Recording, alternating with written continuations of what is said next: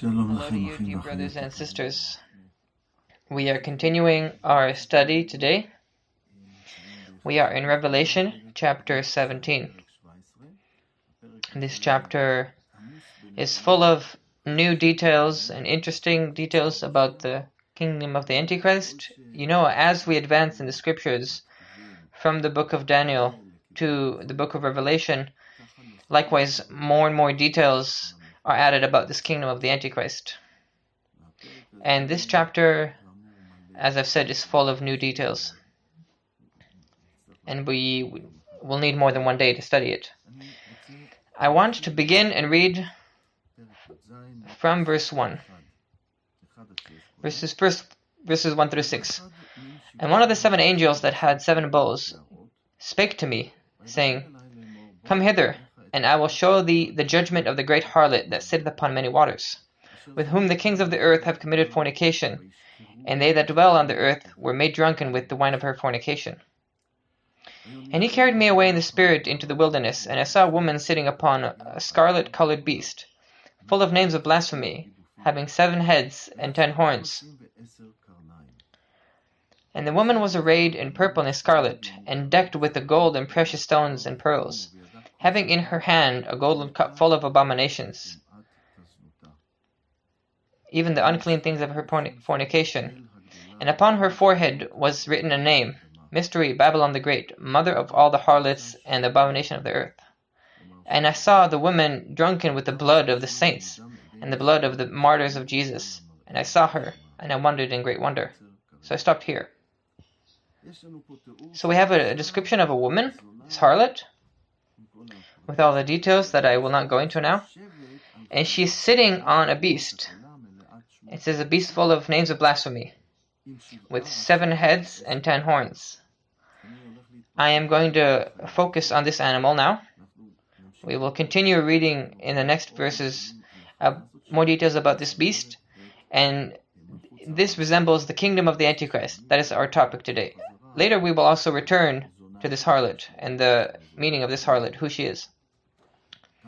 As I've said, we read here about this beast with 7 heads and the number of horns that it has, 10 horns that it has on the heads. I remind you how the revelation about this kingdom has developed throughout the way.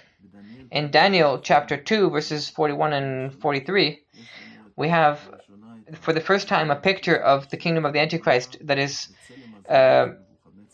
the thing that Nebuchadnezzar dreamt about with 10 fingers. And the rock that resembles the kingdom of Yeshua that comes from heaven and destroys that kingdom. But these 10 fingers of the dream of Nebuchadnezzar. And then in Daniel chapter 7, we read about the great beast. And that beast also has 10 horns. Later in Revelation chapter 13 verse 1, we find that this very beast, and here once again we get another revelation that it has 7 heads, 10 horns, and 10 crowns. So from fingers to horns to 7 heads and horns and crowns on the heads, and names of blasphemy, also in Revelation chapter 13, and also Daniel chapter 7. So there are many more details, but we see how along the way, throughout the years, God slowly sharpens the picture. If we are talking here in Revelation chapter 17 about this beast with the heads and the horns, we know who it's talking about. It's talking about the Antichrist. I want to continue now and read from verse 7. And the angel said unto me, Wherefore didst thou wonder? I will tell you the mystery of this woman, and the beast that carries her, which has 7 heads and 10 horns. And now we're going to focus on the beast. The beast that thou sawest was and is not, and is about to come out of the abyss, and to go into perdition. And they that dwell on the earth shall wonder, and they whose name has not been written in the book of life from the foundation of the world, when they behold the beast, how that was and is not. The topic that he's talking about here is the beast that John saw, a futuristic beast, and he's been told that this beast in the future was and is no more, and is yet to come out of the abyss. I understand that this is the Roman Empire that was. When the Antichrist will rise, it's a kingdom that has existed in the past, and then it fell apart. The Roman Empire fell apart, but it will rise out of the abyss. It will come back. So we've talked about how the European Union is based on an agreement that was signed in Rome. This entire union, with everything is communal, and the opening of the borders, it is all based on an agreement in Rome, and I don't think that that is coincidental. And here we get more details. I read in verse 9. Here is the mind that has wisdom. The 7 heads are the 7 mountains on which the woman sits.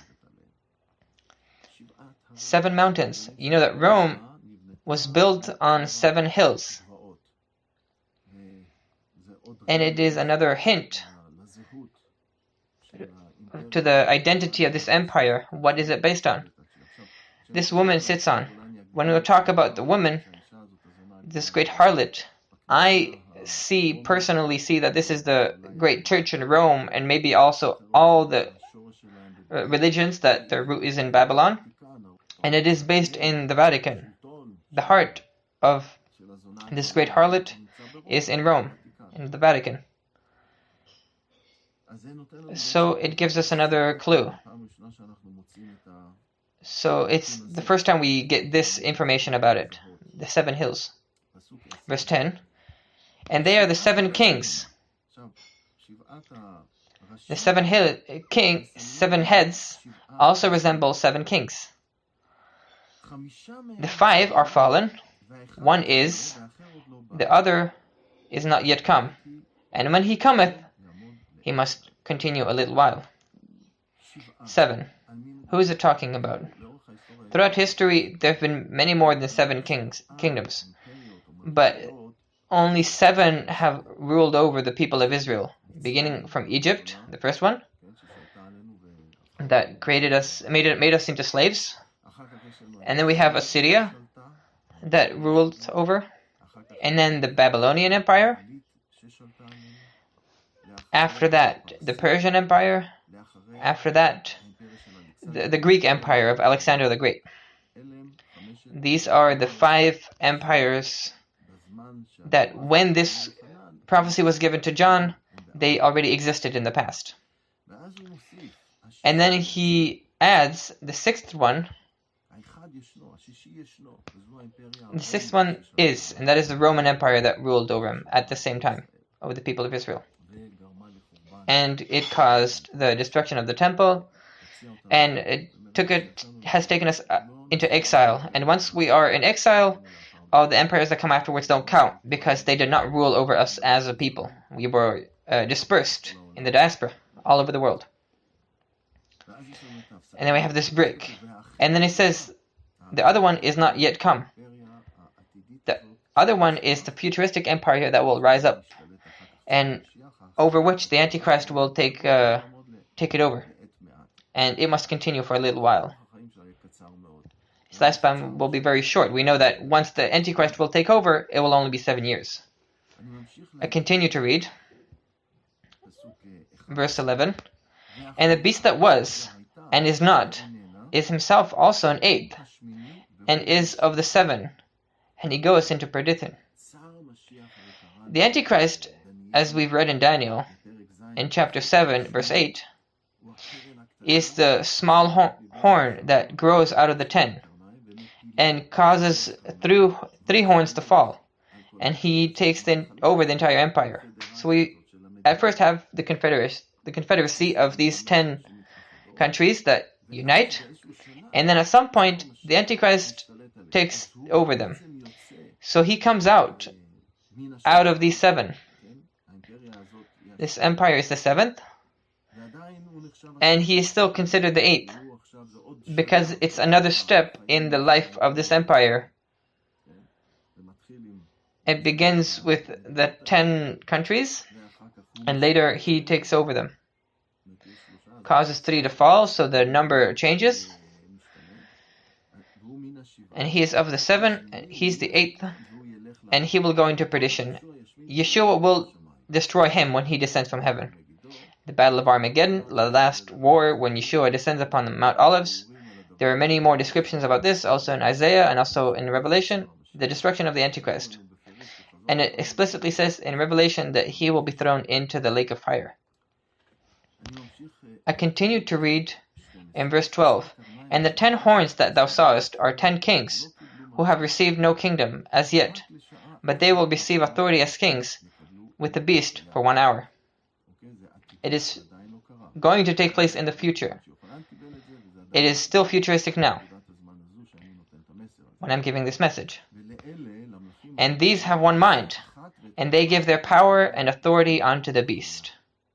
And they shall wage war against the Lamb, and the Lamb shall overcome them, for he is the Lord of lords, King of kings. And they shall also overcome that are with him, called the chosen and the faithful. Yeshua is the one that will destroy them.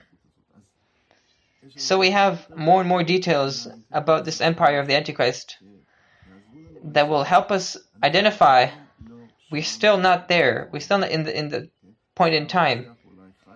The Antichrist may exist in the world, and his empire is still not really standing and established. It can come it's going to happen in the future. It may come very swiftly, and that is why also everything we're experiencing right now, time with Corona, it's all steps. It's all yet to happen. We still have a little of time, and we want to use this time to strengthen our faith and be filled in the Spirit and fulfill the calling that God has given us for this next week, for this next day. Because the time is short. We do not have a lot of time. And the day when we will stand before Yeshua is drawing nigh. So I wish you all a blessed day by the grace of the Lord. Shalom.